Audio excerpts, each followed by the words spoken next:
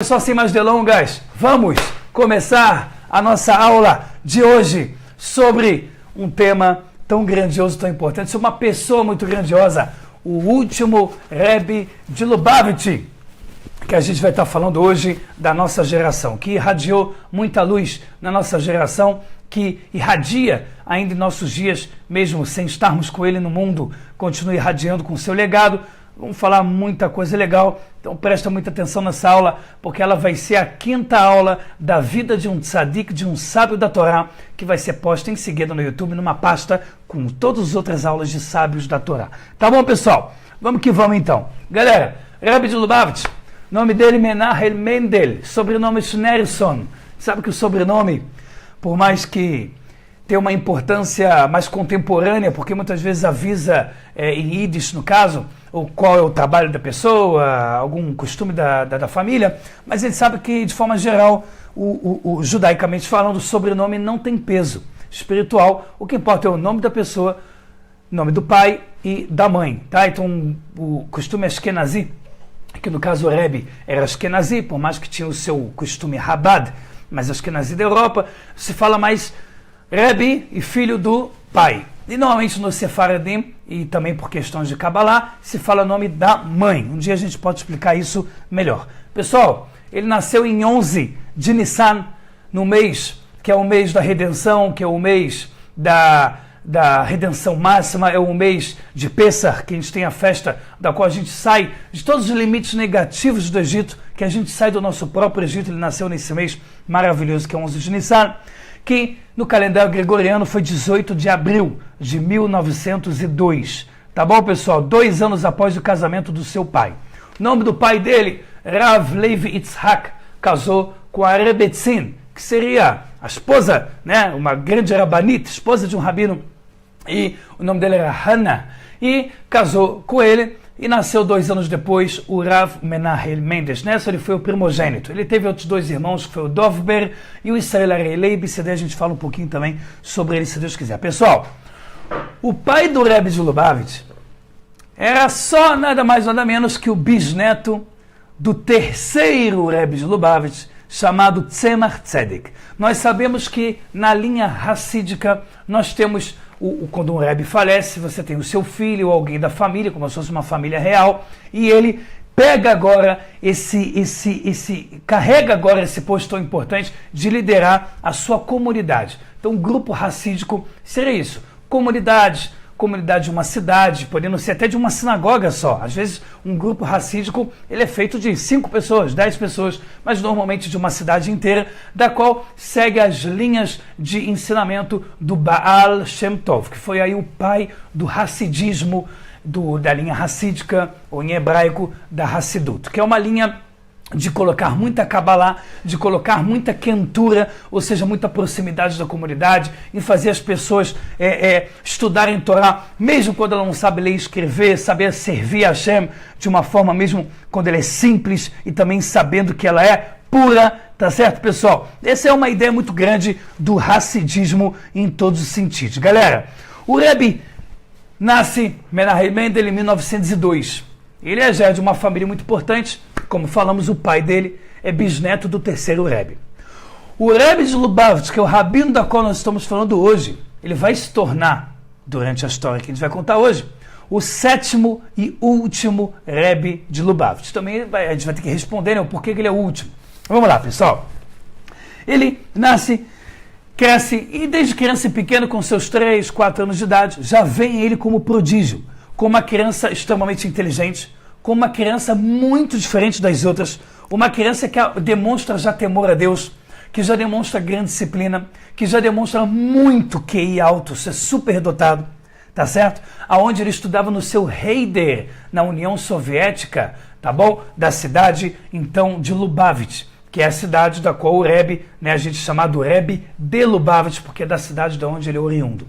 Pessoal, e aí o que acontece? O Rebbe de Lubavitch ele estuda no Heider, que é normalmente uma yeshivá para pequenininhos, para crianças desde os 3 aninhos de idade, da qual lá é fortemente estudada a Torá em todos os seus âmbitos que é possível para a criança, tá certo? E o foco é isso, Torá, Torá, Torá, Hashem, Hashem, Hashem. Esse é o foco total. Ele com 8 anos de idade, quando já tinha passado do Heider, o diretor do colégio chamou os pais, falou, olha, quando ele estava de 8, na verdade fez 9 anos, e o diretor falou para os pais, não tem mais o que a gente vai ensinar para ele. As crianças estão totalmente longe do nível do Menahem Mendel, então ainda criança, não era Rav, e ele realmente está acima das outras crianças. A Yeshiva não tem mais o que ensinar a ele, é uma criança muito, muito, muito especial. E aí o que fazem? Retiram ele, o diretor pede para o pai, que é um grande erudito da Torá, em Kabbalah, em Hassidut, em obras de Torá, pede para retirar ele, o filho, do colégio da Yeshiva. E aí o que é feito? O pai, esse Rav Yitzhak, começa a ensinar o filho Menahem Mendel, que vai ser o Rebbe, em casa. Começa a ensinar ele pessoalmente, o estudo começa a ficar muito mais firme, e também o Rebbe faz, o Rav Yitzhak Levi, que é o pai do Rebbe de Lubavitch, faz uma mitzvah muito famosa, que é trazida pelo Rambam Maimonides no livro Mishneh Torah, que é quando você não consegue o dia todo estar ensinando para o teu filho, porque você também ensina, você também estuda, você às vezes trabalha, tem que trazer sustento para casa.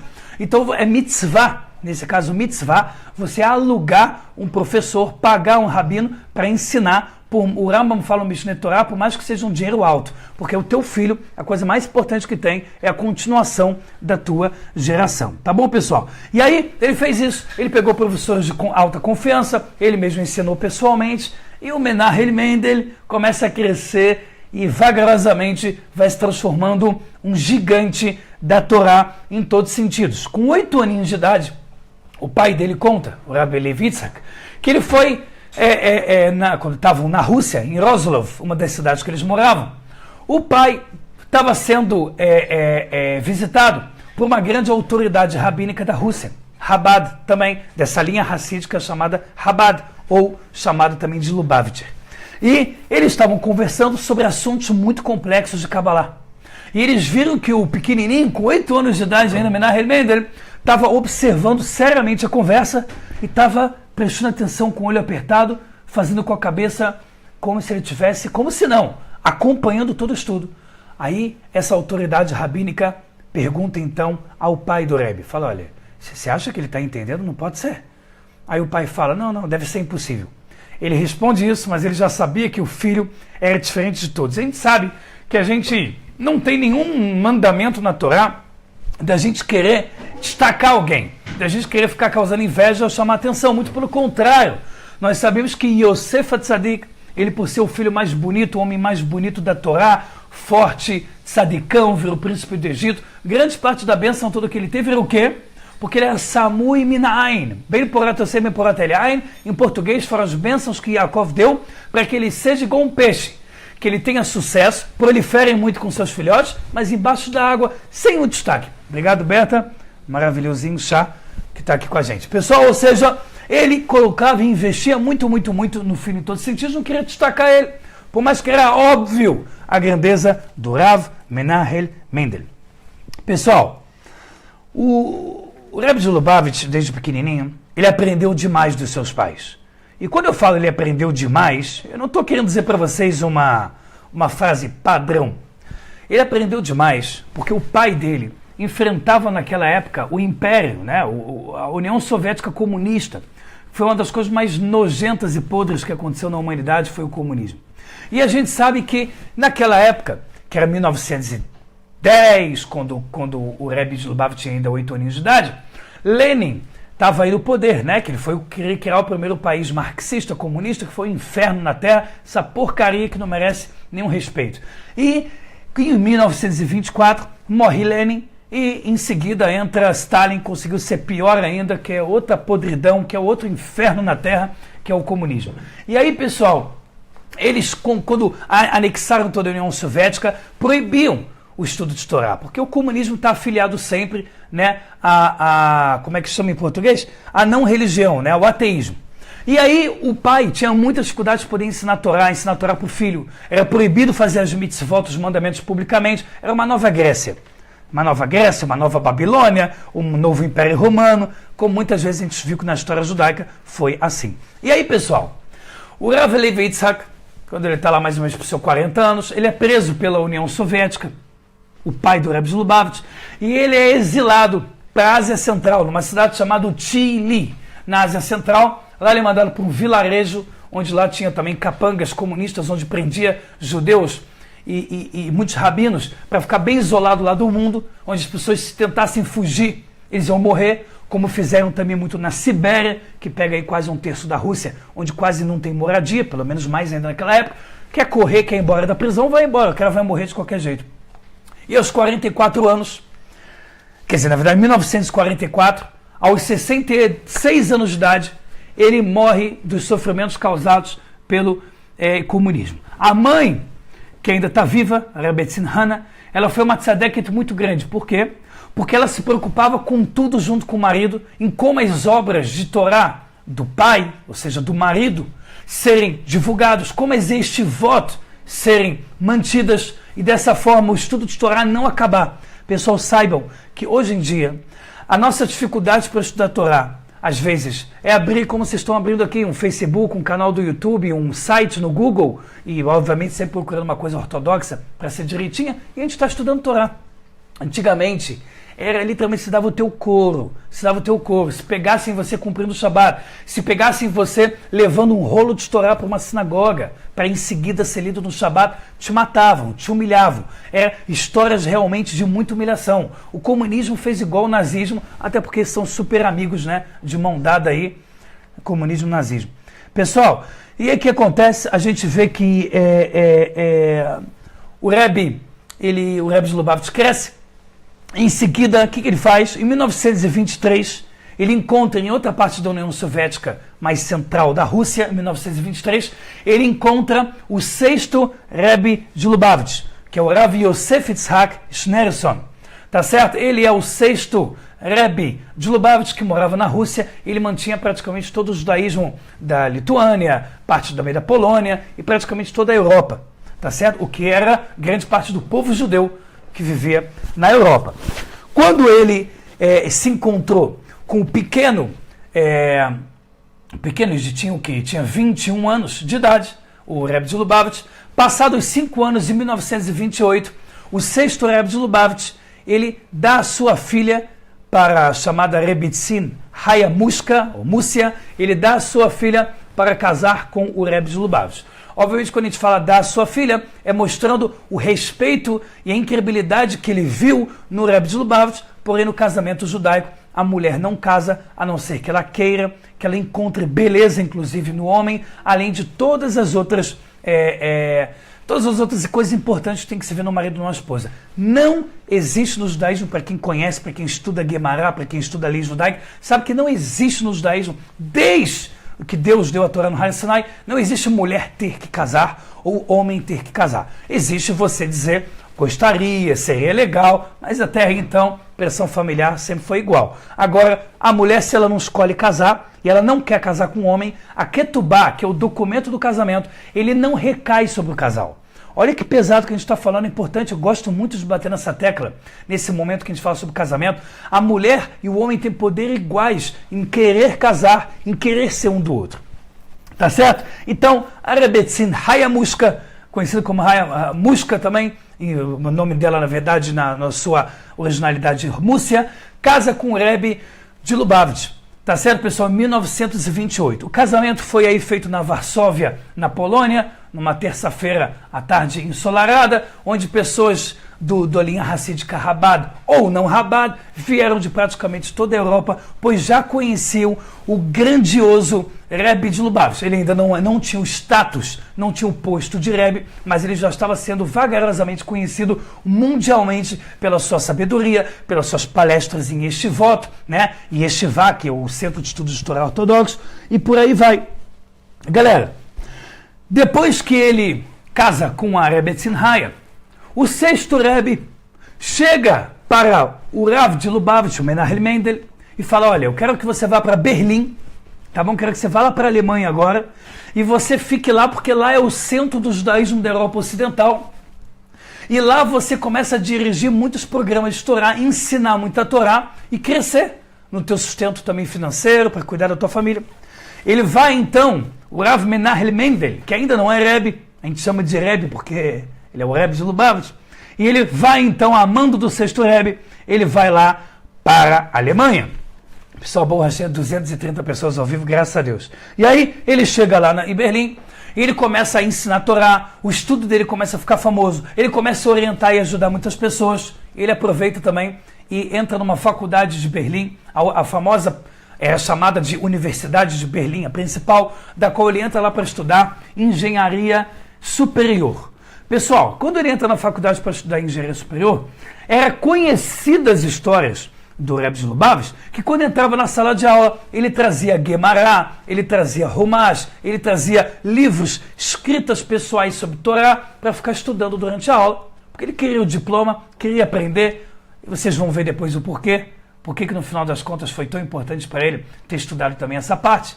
Hashem sabe o que faz, e um tzadik também sabe o que faz, e ele terminou a faculdade lá. Mas durante as aulas, os professores que já eram muito antissemitas, né, que já corria muito forte isso, em 1928 para 30, já estava forte o nazismo, o antissemitismo na Europa. Quando ele entrava na faculdade, por ele ficar estudando outras matérias, por mais que ele fazia de forma recatada, que era só Torá, muitas vezes os professores chamavam ele para humilhar. Falaram: ô judeu, levanta aí e começa a falar qual é a matéria que eu dei. E o Rebbe de Lubavitch era famoso por levantar, que antigamente existia mais honra, né, do que hoje em dia. Se levantava o professor, quem dera que fosse assim hoje em dia também, ele se levantou e ele ficou discursando desde o início da aula até o final, tudo que o professor tinha falado, inclusive todas as novidades da matéria, equações, frações, tudo. E o professor ficava não sabendo como era possível. Depois tentava pegar ele de novo, não conseguia, e outros professores também. Incrível. E o Rebbe de Lubavitch, ele se formou, né, em 1933 já, ele na Alemanha, ele se formou em engenharia superior. Quando ele viu que em Berlim a coisa não estava ficando boa, porque em 1933 já estava começando o nazismo começar a vir forte, o partido trabalhador aí da Alemanha socialista. E aí o que aconteceu? Ele foi para a França. Ele fugiu com a sua família para a França, moraram em Paris. E lá, numa faculdade que até então era muito famosa, de Sorbonne, ele foi lá e fez uma segunda faculdade, que foi uma faculdade agora de engenharia mecânica, com foco em naval, na área naval. Tá certo, pessoal? Então ele fez aí essas duas faculdades. Enquanto isso, mesmo enquanto ele estava na Alemanha, ele também viajava muito para Paris, para ensinar a Torá. Porque as pessoas começaram a sentir medo na Alemanha e muitos foram para a França. Mas a gente sabe que a França não foi muito gente boa com os judeus, né? Ela mesmo sem precisar, no início do nazismo, entregava judeu como se fosse presente aí de Natal, né? Literalmente, e muitos judeus foram mortos por causa disso. Pessoal, o Rebbe de Lubavitch, ele cresce cada vez mais no âmbito de aulas de Yeshivá. As pessoas começam a ver que ele sabe tudo de cor. E eu não estou falando isso, pessoal, porque o Rebbe de Lubavitch ficava se enaltecendo. Ele era extremamente recatado. Mas tem que se dizer, as pessoas viam, sabia tudo de cor. Ao longo do tempo e até o final da vida dele, ele sabia mais de 20 línguas. Não se sabe o número exato, tem gente que fala que eram 30 línguas que ele sabia perfeitamente, mas pelo menos mais de 20 línguas que ele sabia fluente. E ele era muito, muito grande em Torá. E ele começou a crescer muito, principalmente em Paris, na França, onde as pessoas já viam que o futuro ia ser um líder mundial da linha Hassídica Chabad, e deixar mais um parênteses importante em relação à linha Hassídica Chabad.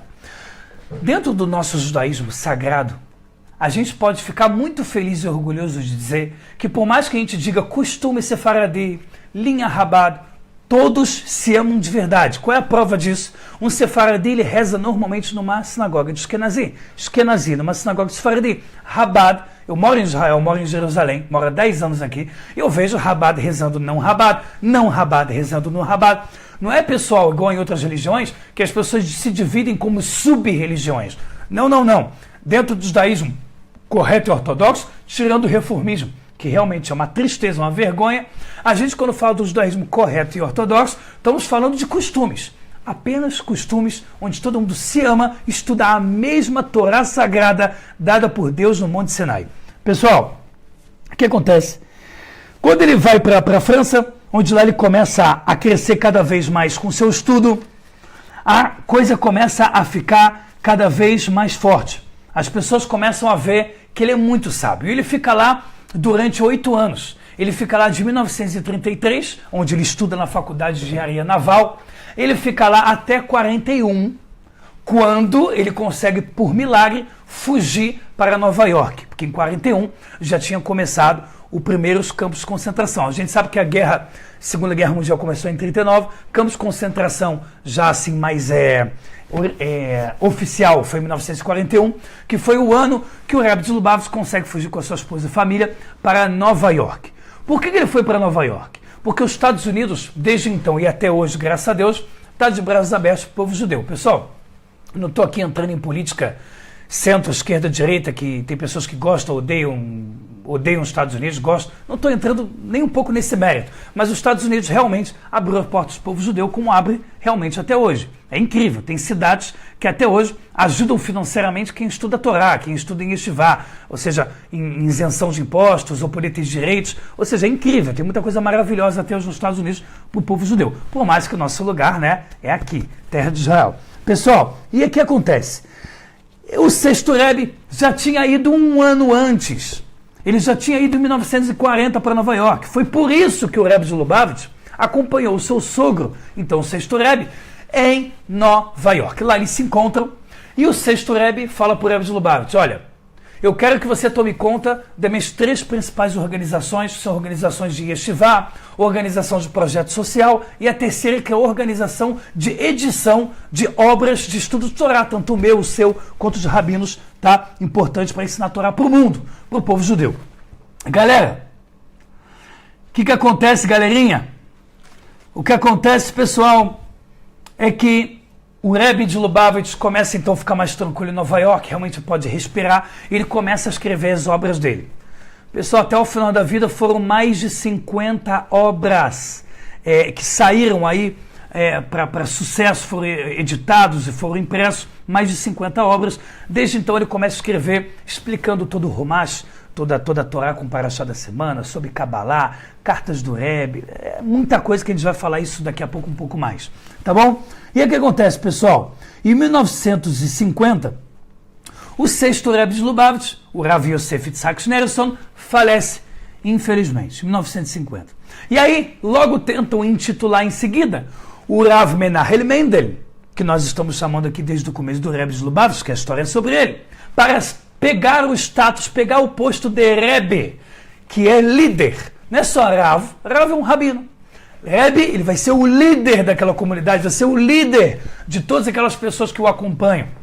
E ele não quer, ele realmente extremamente recatado, humilde. Ele e Hashem, ajudando todo mundo, mas querendo ali não chamar atenção de nada. Ele, depois de muita pressão, em 1951, ele aceita se tornar oficialmente, Baruch Hashem, o 7º Rebbe de Lubavitch. Pessoal, quando ele se torna oficialmente o Rebbe de Lubavitch, aconteceu muitas mudanças. O próprio Rebbe de Lubavitch escreve muitas cartas que ele teve que trabalhar muito a sua essência. Por quê? Porque ele é um rabino muito contido, com um olhar muito sério. Qualquer foto praticamente você pega do Rebbe de Lubavitch. Até 1951, quando ele se torna Rebbe, fotos muito sérias, muito concentradas, franzindo muito a testa, porque era isso, era a preocupação com o povo judeu e Hashem. Mas ele sabia que, como líder, ele precisava também agora ter um contato mais do lado brando, comunicativo. Ele sabia que essa parte é doída e importante, ele tinha que investir. Então ele mesmo conta em alguns livros, algumas aulas públicas, que ele fala que trabalhou muito esse lado, né? Trabalhou muito esse lado. E ele fazia questão de, quando ele usava chapéu, é sabido que o Rabado, com muitas linhas, usa chapéu, né? Eu também, de vez em quando, em casamentos, uso chapéu. E não precisa, né? Porque a kippah já é uma camada. O chapéu é melhor, porque é uma segunda camada. O Rebbe, muitas vezes, pegavam ele, quando ele estava com o chapéu, querendo mostrar que ele não estava com kippah embaixo, para querer dizer uma camada já serve. Ele fazia isso algumas vezes, só de propósito, para que nunca ele ficasse sendo o centro das atenções. Mas não teve o que fazer. Um rabino muito grande, imenso em todos os sentidos, foi colocado.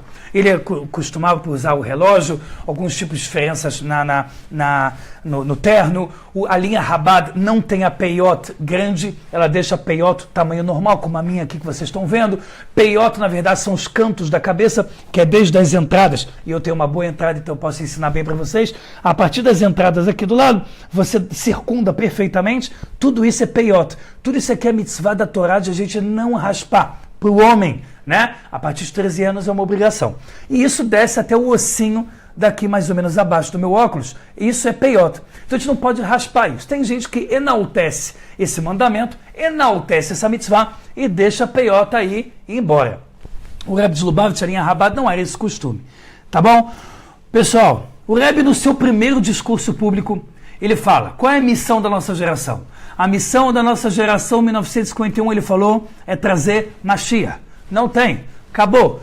O mundo está se preparando finalmente para receber Mashiach e nós temos que fazer tudo o que a gente pode para trazê-lo. E, a partir desse momento, no 770, em Brooklyn, em Nova York, lá se estabiliza como Rebbe, e ele começa a liberar dezenas de obras e livros de Torá. Ele começa a criar um movimento grandioso que até então pouco tinha se investido nisso no mundo, chamado Shluchim. Que em hebraico é Shlichim, né, falado com tom ashkenazi Shluchim.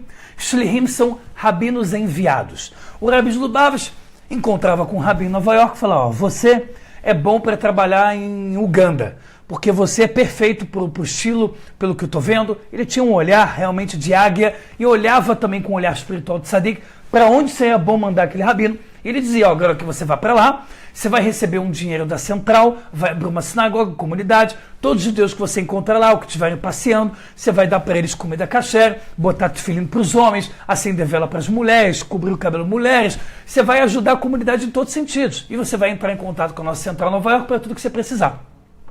Esse movimento se estendeu, hoje em dia já são milhares de rabinos enviados, né, postos aí, estabelecidos em cidades do mundo inteiro. Você tem aí cidades que você tem mais de 5, mais de 10, mais de 20, até 60, como tinha na Lituânia, numa época, 60 instituições de Rabado em uma só cidade, e ele começa a desenvolver. Então, dentro da sala dele, como se fosse a sala oval da Casa Branca, dentro do 770, ele articulava, organizava tudo o que estava acontecendo com todos os seus enviados, da qual ele tratava como filho. Em falar em filho, ele não tinha filho com a esposa, eles não tiveram filhos. Pessoal, todo dia que ia chegar Yom Kippur, véspera de Yom Kippur, ele juntava todas as crianças que eram alunas dos movimentos Lubavitch, das instituições, o que desse para entrar na sala entrava, eram milhares, e ele dava brahá para eles, igual o pai dá para os filhos em Yom Kippur, dizendo, vocês são os meus filhos. Hashem me deu dezenas de milhares de crianças e de filhos, que são todas as pessoas que a gente está construindo com muita Torá e muitas mitzvot. O Rebbe de Lubavitch, nessa época em Nova York, desde o começo, ele era famoso por dizer a frase, como um judeu com temor a Deus consegue dormir à noite sabendo que em Nova York somente são dezenas de milhares de crianças que não sabem sequer fazer o Shema Israel. Então ele mostrava com essa frase como dezenas, você vai no Google, bota frases do Rebbe de Lubavitch, você vai encontrar ali dezenas, se não centenas. Ele era famoso por pensamentos conectados direto à prática. Ele não conseguia estar bem enquanto não visse o crescimento judaico ali expansivo. Pessoal, tem muitos projetos que o Rebbe de Lubavitch levantou no mundo. Ele teve a famosa campanha das 10 mitzvot, que muita gente foi contra, porque falar campanha das 10 mitzvot parece que está substituindo as 613, e o intuito, na verdade, é falar das mitzvot básicas que todo mundo tem, Shabbat, Kasher, Tefilin, velas de Shabbat, Tzedakah, e dessa forma fazer com que a pessoa entre um pouco no mundo judaico, e obviamente faça aí a 613. Então o Rebbe de Lubavitch batia na tecla de campanha, tá certo? O que hoje a gente consegue ver com facilidade nas redes sociais, né, em século XXI, ele via isso desde 1950. Isso é também utopia, uma pessoa grandiosa, com uma visão imensa. Pessoal, o Rebbe de Lubavitch, ele criava projeto para órfãos, especiais para órfãos judeus do mundo inteiro, projetos de dar comida diariamente Shabbat para os pobres do mundo inteiro, projeto de cuidar de viúvas de soldados israelenses que morreram em guerra ou atentado, para tentar manter ajudas para a vida inteira, para órfãos de pais que são soldados de Israel. Ele ajudava o exército de Israel com todos os conselhos inclusive com liderança grande, a gente vai ver daqui a pouco, por políticos em Israel. Ele estava literalmente em tudo. Ele estava na tecnologia, ele estava no conselho militar para o exército de Israel, para o Ariel Sharon, ex-primeiro-ministro, que a gente vai falar um pouco dele. Ele ajudou muito Benjamin Netanyahu, que hoje é primeiro-ministro já por 12 anos, primeiro-ministro está mais tempo aí nesse cargo na história de Israel. Ele falava sempre com os primeiros generais, ele se direcionava para Israel quando aconteciam as guerras, que a gente vai falar também. É que tem coisa demais para falar, Baruch Hashem. E 1 hora não é nada. Pessoal, aproveitar aqui para fazer Abraham nesse mate maravilhoso, que a dona Esther, mamãe do Renan Schumacher, mandou, agradeço muito. Quem está ao vivo, fala amém. Então vamos ter aí pelo menos 240 amém, para a gente criar 240 mitzvot em 1 segundo só. Baruch atah Adonai Eloheinu melech haolam she'akol niyah bidvaro. Pessoal, Baruch Hashem. Galera, o Rebbe de Lubavitch, ele era amado pelo próprio presidente dos Estados Unidos, que na época, Ronald Reagan, né, um presidente muito conservador e que também gostava muito dos judeus, ele instituiu, fixou como data nacional da educação o dia do nascimento do Rebbe de Lubavitch. O Rebbe de Lubavitch, que nasceu em 18 de abril, né, 11 de Nissan, só que o calendário dos Estados Unidos é o gregoriano, 18 de abril, foi instituído como o Dia Nacional da Educação, em mérito do que o Rebbe de Lubavitch passava não só para o povo judeu, como também para os não-judeus. O Rebbe de Lubavitch foi o maior líder da nossa geração que levantou o tema Bnei Noach. Por quê? Por que ele foi o maior? Por que outros rabinos não foram maiores do que ele? Não foi maldade. Existia muita guerra. Existia comunismo e nazismo. Nos Estados Unidos a coisa começou a florescer tão bem, indo tão bem, que deu também para começar a se importar muito com os Bnei Noach. Por que eu digo assim? Porque a Torá fala que se o judeu ele não enche o seu copo, ele não tem como derramar para ninguém. O ato da Torá está escrito que o povo judeu tem que procurar ser luz para os outros povos. É impossível se ele não está iluminado. É impossível se ele não está com sabedoria. E é impossível se ele está sendo destruído, morto, assassinado pelas ruas, menos ainda ele consegue fazer essa mitzvah. O Rebbe de Lubavitch instituiu a campanha das 7 leis de Noah. Não é que ele oficializou, isso existe desde o Monte Sinai, mas ele batia nessa tecla, ele fala, toda vez que você estiver conversando com um não-judeu, fala sobre a importância de um Deus, não idolatria, caridade, 7 leis de Noah, se importar em estudar muito a Torá escrita principalmente. Ele, pessoal, foi o maior líder de campanha de Bnei Noach. Tanto que hoje em dia, o maior número de livros, de leis judaicas e costumes para Bnei Noach, a maioria são Chabad. Tem muitos Faradi também, tem muitos Ashkenazi, mas a maioria é Chabad. Pessoal, não sou Chabad, mas sou apaixonado, até porque a minha tchuvá, a minha aproximação para o judaísmo foi com o Rabino Chabad, que o Rav Eliel Kaprov, marido da Bátia, nas cidades do Rio de Janeiro, lá em Tijuca. Foi assim que foi a primeira vez que eu realmente comecei a ficar religioso, foi com o Rabino Chabad. Então a gente tem que agradecer eternamente por esse movimento maravilhoso que ajuda tanto ao mundo. Tem que ser eternamente grato, como eu procuro tentar ser eternamente grato. Pessoal, milhares de yeshivot. E yeshivot, centros ortodoxos de estudo de Torá. Milhares de instituições. Milhares de bancos de tefilim. Né? O que é o banco de tefilim? Banco que constrói tefilim com dinheiro de doações e repassa para pessoas que não têm. Centenas de milhares de pares de tefilim já foram assim doados pelo mundo inteiro e ainda são doados. Pessoal, você vê que a beleza dos rabinos enviados, Chabad, é que quando ele vai para algum lugar abrir alguma comunidade, amando do Rebbe de Lubavitch, ele não vai para passar um mês, um ano, 5 ou 10. Ele vai para passar o resto da vida dele. Ou melhor, até chegar Mashiach. Se Mashiach chegar antes, ótimo. Senão eu vou ficar aqui. Agora, pensa comigo. O caso de Mumbai, na Índia, que teve aquele atentado terrorista, e o marido e a esposa foram mortos, não sei se não me engano, o bebê também. Não foi todos os filhos, mas acho que um bebê também. Olha o risco que se coloca. Está em qualquer país, podendo ter muito antissemitismo, nazismo, dando a vida pela comunidade local. A vida. Sabe o que é dar a vida? 24 horas por dia eu estou me importando com o próximo. Hashem, Torá, ajuda, tzedakah, caridade, comida, tefilim, quem precisa de casa, quem precisa de Shabbat. E essas pessoas ficam até os seus 120 anos, até o último dia da sua vida, Não é tipo, vou ficar um pouco aqui de férias, mas depois eu volto para minha vidinha normal, aonde eu escolher. Não. Hashem mostrou para mim que aquele lugar precisa de mim, que aquele lugar está apto para as minhas características e qualidades, então é para lá que eu vou ficar até o último dia de vida. É incrível. É incrível. Inclusive perguntavam por Rebbe de Lubavitch, por que você não vem para Israel? Ele falava, eu me sinto como um comandante de um navio. Eu em Nova York consigo ajudar e articular os judeus do mundo todo. Se eu saio do navio e abandono o navio, isso é covardia. Um comandante que abandona o navio e deixa o navio andando? O que ele fez? Então ele é muito humilde, dava a vida dele. Pessoal, eu tenho um primo, Rabino Yonah Hask, primo de primeiro grau, que ele é um rabino, Chabad, na cidade de Paris. E muitas histórias eu já tinha escutado dele desde pequeno.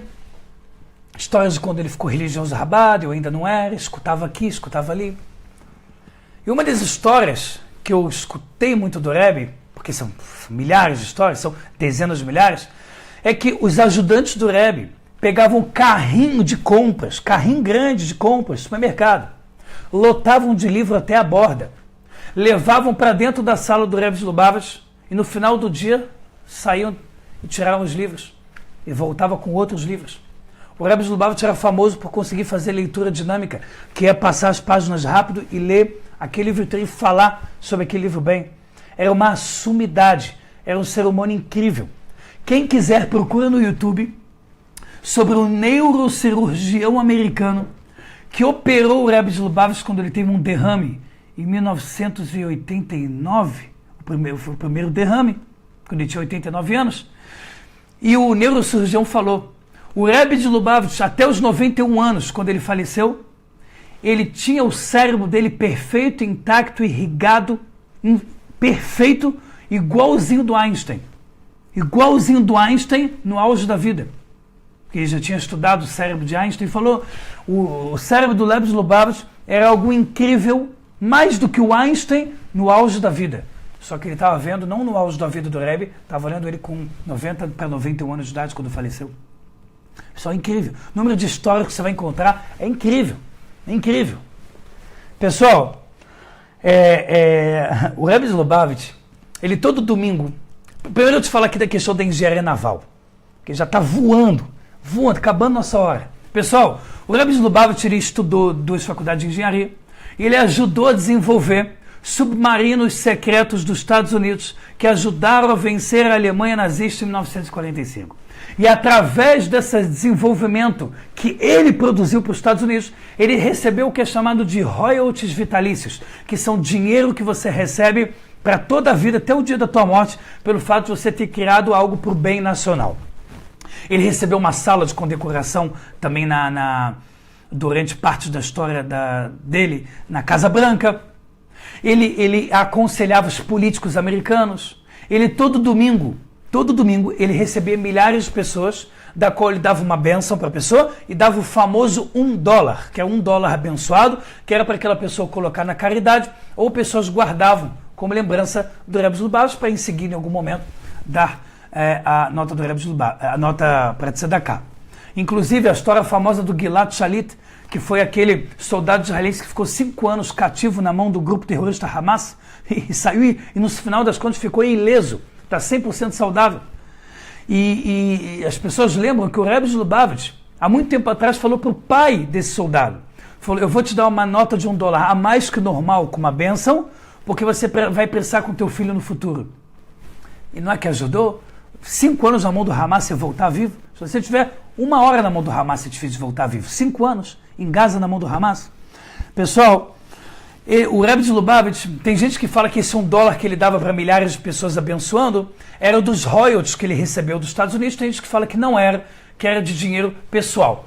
Eu tentei falar com rabinos Chabad, eu escutei um pouco de achismo, não é tão claro de onde esse $1, pelo menos com quem eu procurei as informações, não tenho certeza. Galera, ele em 1967, quando teve a Guerra dos 6 Dias, ele publicou, ele já era Rebbe há 16 anos, e ele fez um discurso público no 770 em Nova York, Brooklyn, dizendo, não é para os judeus saírem de Israel, essa guerra somente vai durar alguns dias, e o lugar mais protegido do mundo é Israel. Em 6 dias acabou a Guerra dos 6 Dias, quem ia imaginar? 6 países, ao todo 8, com a ajuda de 8, tentaram engolir Israel em 67. Israel poderia ter acabado em um dia. O Rebbe, querendo ou não, arriscou o que ele falou, mas arriscou e acertou, né? Falou certo, como o Tzadik, está escrito no Pirkei Avot, quem é o Tzadik? Quem é o Raham, Aroeta Nolad, quem é o sábio, que ele consegue ver o que vai acontecer lá na frente. Ele também fez a previsão para Israel, aconselhou Israel a se preparar para a cortina de ferro, que era a migração maciça de russos quando acabou a União Soviética em 90, com a subida de quase 1 milhão de judeus da Rússia. Muitos não-judeus também vieram juntos. E ele falou, tem que se preparar para a língua, para o ulpan, para aprender o hebraico, para arranjar trabalho para essas pessoas. Israel, na época, quando foi avisado pelo Rebbe, falou, é impensável isso acontecer, mas muitas pessoas que confiavam no Rebbe começaram a trabalhar essa ideia. E assim foi. E em 1991, Guerra do Golfo, quando o Iraque jogou 39 mísseis Scuds, que são mísseis que destroem um quarteirão, junto também com a ameaça de bomba química. O Rebbe de Lubavitch falou que isso ia passar em alguns dias, não era para buscar máscara química em nenhuma central, era para ficar tranquilo que ia ficar tudo bem, Israel é o lugar mais sagrado e protegido do mundo, e assim foi, nenhum morto. 39 mísseis do Scuds caíram, 10.500 casas foram destruídas, e nenhum morto em Israel. O Rebbe de Lubavitch falava muito, por Ariel Sharon também salvou a vida dele. Quando Ariel Sharon tinha que ir embora de Nova York, pegar o avião dele, né, e ir embora para Israel, o Rebbe de Lubavitch falou, não pega esse avião, espera comigo. E o Ariel Sharon, que era então o general, depois virou primeiro-ministro, aquele que ficou em coma e morreu. E o Rebbe falou, fica comigo. No final das contas, o Ariel Sharon perdeu o avião e aquele avião foi tentativa de sequestro sobre ele com o Fatah, grupo terrorista do Yasser Arafat. O Rebbe de Lubavitch falava para Ariel Sharon, não vá para a política. Você no exército vai ser número 1, mas se você vai para a política não vai ficar legal. E não ficou. Acabou que ele fez uma coisa muito errada, Ariel Sharon, entregou Gaza, que é parte de Israel. Acabou que, enfim, Deus mandou coisas desagradáveis para ele, acabou que em seguida ficou em coma e morreu. A gente não está aqui para procurar falar mal de ninguém, contar a história de forma geral para vocês saberem. Pessoal, em 91 aconteceu essa Guerra do Golfo. O Rebbe de Lubavitch morreu, foi em 90, na verdade foi em 94, se não me engano, que ele morreu. E ele tinha passado esse derrame em 92, com 89 anos de idade. Em 92 ele passou o derrame, em 94 ele faleceu. E quando ele teve o primeiro derrame, ele ficou com parte do corpo sem conseguir mexer direito, sem falar, e mesmo assim ele continuou aconselhando as pessoas. Eram milagres um atrás do outro, com mulheres estéreis, recebendo bênçãos dele. Eram milagres revelados com pessoas doentes. Uma história famosa, tem muita história para contar, meu Deus do céu. Uma história famosa, quando chegou uma mulher, uma senhora de idade, falou, Rebbe, eu sou sobrevivente do Holocausto. E comigo, com o meu corpo, faziam brincadeiras e experiências de trocar órgãos com outras pessoas, só que não pegaram órgãos vitais, eu sobrevivi, me humilharam no Holocausto. Rebbe, como é que pode ser que eu, sobrevivente do Holocausto, que a gente fala que Deus ama o povo escolhido, eu estou com câncer, e o médico que fez as experiências maldosas em mim está vivo, idoso, vivo. O Rebbe parou um tempo para pensar, falou, me dá o nome dele. Ele numa mão botou o nome dessa senhora judia, na outra mão ele botou o nome desse maldito desgraçado nazista, que a Shema pague a alma dele, exatamente. E fez uma reza e falou, pode ficar tranquilo. Quando a senhora foi fazer exame, o câncer desapareceu, foi para o nazista, morreu em seguida. Uma reza que o Rebbe de Lubavitch fez, um intuito, às vezes sem falar uma palavra. O Rebbe de Lubavitch, para milhares de mulheres estéreis, você vai ter um filho, fica tranquilo, e teve. Na minha família, de longe, aconteceu, uma mulher que não tinha, era estéril há muitos anos, foi no Rebbe e falou, pode deixar que esse ano você vai ter um filho, e teve. Mesmo sendo estéril, às vezes, mais de 10 anos. O Rebbe de Lubavitch, pessoal, muita história milagrosa, quando ele teve o primeiro derrame em 92, com 89 anos de idade, ele estava em Miami, onde quase todo ano tem problemas de furacão, tornados, e tinha um tornado que estava vindo direto para uma comunidade judaica e ia devastar tudo. Perguntaram para o Rebbe de Lubavitch, o que faz? O Rebbe de Lubavitch, sem conseguir falar, só parte do corpo mexendo, fez com a mão para o lado. Ninguém entendeu o que ele quer dizer. Ele pega com a mão, cuidadosamente, ele não está fazendo nada aleatório, para o lado. E alguns minutos depois, vão ver lá no plantão da reportagem, e dizem que o tornado, o furacão mudou de curso e agora foi para o mar. E não devastou nenhuma cidade. E o Rebbe de Lubavitch, quando foram falar isso para ele, já sabia que isso ia acontecer. Um tzadik, ele tinha uma visão muito grande, uma pessoa muito grande. Ele era muito amigo do Baba Sali. Ele fez uma teleconferência, um vídeo, teleconferência em 1990, perto já do falecimento dele, com o Baba Sali. E falou para o Baba Sali, você é o tzadik completo que a Kabbalah fala e que o Tânia explica. Você é um tzadik que matou o Yetzer Hara, matou o mau instinto. Olha a palavra que ele falou para o Baba Sali. O Rebbe de Lubavitch também amava muito o Rav Mordechai Eliyahu. Eu, no meu canal, conto na vida do Rav Mordechai Eliyahu, eu conto histórias incríveis. O Rav Mordechai Eliyahu foi aluno do Baba Sali, e o Rav Mordechai Eliyahu foi quem, no final das contas, fez a purificação do corpo do Rebbe de Lubavitch depois de falecer. Isso é muito legal contar, porque até muita gente do meio Rabad não sabe dessa história. Ele é contado por rabinos Rabad em Israel, escritos em alguns livros bem sérios, e também contado pelo Rav Eliyahu Zarfani, braço direito do Rav Mordechai Eliyahu, contando essa história.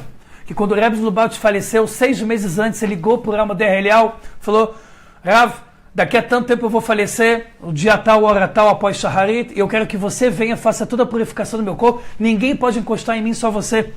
E quem pega no YouTube aí, é sabido a honra que ele dava para o Rav Mordechai Eliyahu, sentava com ele, aprendia, também ensinava, levava o Rav Mordechai Eliyahu, levantava e levava até a porta, coisas que não era tão comum o Rebbe fazer, não era nada comum. Não porque ele não era humilde, mas porque os alunos não deixavam ele sair para acompanhar alguém, mantinham ele sempre ali, envolto. O Rebbe de Lubavitch, tantos milagres aconteceram. A história famosa do hino da França, que ele falou que a França tinha muita impureza, como infelizmente até hoje tem muita. E ele foi lá e fez um nigun, um canto racídico, pegando a música do hino da França e modificando. E em seguida, o canto do hino da França modificou, aleatoriamente, entre aspas, por coincidência, e se tornou uma música igual a qual o Rebbe tinha instituído racidicamente. O Rebbe de Lubavitch teve uma história famosa quando trouxeram uma maquete do Beit HaMikdash do templo e mostraram para ele. Falou, que bonito. Tem vídeo disso. Tem vídeo para quem quiser procurar no YouTube. E aí um cara fala pro Rebbe, essa maquete não foi feita aleatória. Ela é proporcional, exatamente proporcional aos tamanhos grandes. Ou seja, se é 5 metros, tem que ser 5 centímetros e ponto. Isso é tudo exato. O Rebbe falou, se é assim, essa parte aqui da maquete está com 3 milímetros errado. E no final viram que estava com 3 milímetros errado. Não dava nem para ver a olho nu um negócio desse. O Rebbe de Lubavitch é uma pessoa que aconselhava o mundo inteiro. Aconselhou o Benjamin Netanyahu, o atual primeiro-ministro, da qual o Rebbe disse para ele, você vai ser primeiro-ministro, antes de ser primeiro-ministro. E falou uma vez, vai ter uma hora que você vai estar numa sala escura espiritualmente, estava falando da ONU, e lá o mundo inteiro praticamente vai estar contra você. Mas saiba a frase racídica, um pouco de luz, ela exerce luz e ela afasta muita escuridão. Um pouco de luz afasta muita escuridão. Lá fale sobre Deus, sobre Hashem. E o primeiro-ministro Netanyahu, que eu não estou aqui defendendo esquerda, direita, nem centro, nem linha nenhuma, digo que quando ele estava lá, ele falou um salmo, falou um terrilim, dizendo que Deus não cochila nem dorme e protege o povo judeu e que ninguém vai destruir o povo eterno, falou palavras de Torá. E em seguida, quando ele saiu da ONU, repórteres perguntaram, por que você falou de Torá? Você não é religioso? Ele falou, porque o Rebbe de Lubavitch uma vez me lembrou que um dia como esse de hoje iria acontecer. Isso é tanta coisa para falar. Ele falava tanto da ideia de Mashiach, ele falava tanto da ideia de se preparar. Ele dizia, um judeu que queira de verdade Mashiach já é o bastante para trazer Mashiach. Ou seja, vamos querer Mashiach. Isso que eu também passo aqui para vocês. Vamos todos nós querer. Eu quero Mashiach. Uma vez perguntaram para o Rav Mordechai Eliyahu, eu falo também na aula da vida dele no meu canal, Rav, como a gente tem que esperar Mashiach? O Rav Mordechai Eliyahu falou simples, igual quando você está atrasado, esperando o ônibus, e você está sentado no ponto. A cada 10 segundos você levanta para ver se o seu ônibus está chegando. Assim a gente tem que esperar Mashiach. O Rav Mordechai Eliyahu até falava uma reza bonita para Hashem, porque existe uma coisa pela Kabbalah de você construir rezas bonitas para Hashem. Não falar só o que você quer e acabou, Deus, eu quero comer. Fala coisas bonitas. O Rav Mordechai Eliyahu falava, Hashem, antigamente você criou a natureza de uma forma que a gente, para cozinhar um feijão na lenha, até catar o feijão, pegar tudo, olhar, demorava 5 horas para fazer um almoço. Hoje em dia você pega feijão, bota no micro-ondas, 20 minutos está pronto, cozido. Hashem, você fez a gente ficar cada vez mais ansioso. Tudo hoje em dia não tem paciência. Pois então, Hashem, o que a gente não tem paciência é para chegar das Mashiach, a gente quer que chegue logo, a gente ama e já sabe desde agora o que vai ser maravilhoso o Beit HaMikdash. O Rebbe de Lubavitch, pessoal, eu escrevi tanta coisa aqui que não dá para passar. As famosas cartas do Rebbe, tem mais de, em média, 21 volumes. São as cartas famosas do Rebbe, da qual ele falava para cada pessoa, para cada caso, como ajudar, como fazer, como servir a Hashem, como fazer num caso que você mora num país onde não gostam dos judeus, tem que sair ou não, como faz, qual o nome que eu tenho que dar para o meu filho, isso. Mais de 50 obras ele escreveu. A amizade com os maiores tzadikim do mundo. Pessoal, o movimento Lubavitch Chabad realmente é uma luz no mundo. E tudo que é uma luz no mundo, ele chama a atenção da escuridão. Sabem que a Kabbalah tem uma coisa chamada Zé Leumat Zé. Subiu a luz, a escuridão não é que ela sobe, mas ela tenta também ficar da altura para chamar a atenção. Ela late mais alto, como se fosse. Entende? Pode ser um poodle toy, mas ele late alto e fica parecendo que é grande. Na sombra da parede parece que ele é grande, mesmo que não seja. Então, a gente vê que muitas pessoas, às vezes, em vez de eles aproveitarem a sabedoria do Rebbe de Lubavitch, tentam criar, às vezes, possíveis confusões. Não, mas peraí, tem coisas que eu não acho que foi tão certo fazer.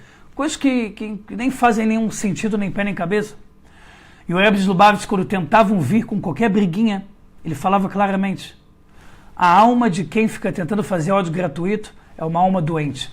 Porque todo motivo que nós não temos ainda Mashiach e o terceiro Beit HaMikdash é por falta de amor gratuito e o aumento do ódio gratuito. Se a gente tentar estudar Torá, se a gente tentar fazer provar as nossas opiniões através de ódio gratuito, já começou errado e vai terminar errado. Isso o Rebbe de Lubavitch sabia ensinar muito, muito, muito bem. Pessoal, é história demais, é muita coisa para falar, teria que fazer uma segunda aula. Mas, se Deus quiser, a aula que vem, a gente já vai estar trazendo outros temas, Bezat Hashem. Pessoal, gostaria de chamar a atenção de vocês para dizer que o curso nosso vai estar começando dia 12 de março, agora é segunda-feira.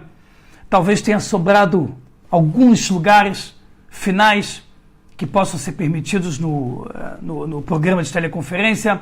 Você que já se inscreveu e acertou tudinho, prepara e vamos esperar segunda-feira, que vai ser demais. A gente vai estudar tanta Torá, vamos passar tanta informação, vai ser tanto material, principalmente falado. Anota, depois você vai ter a aula para você, aquele módulo da aula, se Deus quiser, para sempre, para poder estudar. Pessoal, lembrando que todas as pessoas que estão interessadas, mas não se inscreveram, não tem como considerá-los no curso, porque não estão cadastrados, tem que se inscrever. O e-mail é o mais importante, escreva seu e-mail bonito, porque é ele que a gente vai cadastrar. O Rafael Silva, Tzadik, gerencia aí minhas redes sociais, botou já na página Torá com você o tutorial para você saber como usar o programa Webex, como você baixar no seu computador ou como você baixar no seu celular. Ridículo de fácil. Entra lá na minha página Torá com você, aproveita e curte a página e veja lá o tutorial de 2 minutinhos como você baixar o programa pela qual você vai assistir o curso todo. Lembrando, pessoal, que quem se inscreveu, mas ainda não acertou o pagamento da mensalidade, precisa acertar até dia 10 para estar direitinho, para estar cadastrado oficialmente. Tá bom, pessoal? Para ficar tudo direitinho, somente peço para enviar comprovante para nossa organização. Estamos super ansiosos. Tenho certeza que vai ser uma bomba. Tenho certeza que a gente vai aprender demais juntos. E tenho certeza que nesse grupo fechado a gente vai poder ter crescimentos maiores ainda, bem maiores ainda do que nós temos nesses grupos também maravilhosos abertos. Então espero você para terminar de se inscrever, ou você que está querendo, tem até hoje ou amanhã para ver se tem lugar, realmente não sei se vai ter para todo mundo, para se inscrever e fechar, tá bom? Quero também agradecer as pessoas que fortalecem meu projeto Aulas de Torá e convidar você a patrocinar com valor podendo ser pequeno, melhor ainda mensal se a pessoa pode, para fortalecer e patrocinar o meu projeto de aulas de Torá, dessa forma, fazendo os anúncios, fazendo a aula, fazendo toda a estrutura, chegar em principalmente todos os judeus possíveis e o máximo também de Bnei Noah. Então convido você, entra no link aqui embaixo pelo PayPal, cartão de crédito, bota o preço patrocinar que você quiser, eu vou entrar em contato com você agradecendo. Ou se você quiser, bota no YouTube agora, no Facebook, quero ajudar, quero patrocinar o seu trabalho, o seu projeto, e bota o seu e-mail. Dessa forma eu vou entrar em contato com você para dar, se você quiser, a conta do Bradesco, assim você vai estar me ajudando demais. Pessoal, aproveite para se inscrever no canal do YouTube. Muitas pessoas que assistem minhas aulas não estão inscritos no canal do YouTube. Vai lá no canal do YouTube, aperta se inscrever. E tem um sino, um desenho de um sino, clica nele. Dessa forma você vai ser avisado sempre que eu entrar numa aula ao vivo. Curte a página do Torá com você, curte as aulas do YouTube, compartilha para que isso possa chegar ao máximo de pessoas possíveis. Tá certo, pessoal? Quero terminar dando uma brahá, que a gente possa ter a luz do legado que o Rebbe de Lubavitch deixou no mundo, que a gente possa se importar com os outros, que a gente possa se importar em fazer com que judeus cumpram Torá e Mitzvot e que não judeus sejam Bnei Noah. A obrigação não é só de judeu instigar Bnei Noah, é de não judeus Bnei Noah instigarem outros a serem Bnei Noah. É uma grande mitzvah. Então vamos que vamos, porque isso é para trazer Mashiach. Esses são os últimos segundos do último capítulo da novela, para a gente trazer Mashiach de vez, que a Hashem traga para a gente muita paz, muita alegria, que a Hashem proteja a gente de todo qualquer mal espiritual, mental e físico, em todos os sentidos, que a Hashem dê para a gente somente alegria e bem-estar, todas as bênçãos da Torá coloque sobre a gente, e que a Hashem dê para a gente tudo de bom. Essa aula daqui a pouquinho vai estar no canal do YouTube. Passeia pelo canal do YouTube, são mais de 200 vídeos para você poder também estudar muita Torá. E vamos que vamos no nosso curso, 12 de março, segunda-feira. Pessoal, Kol Tuv Leitraot, tudo de bom e até a próxima.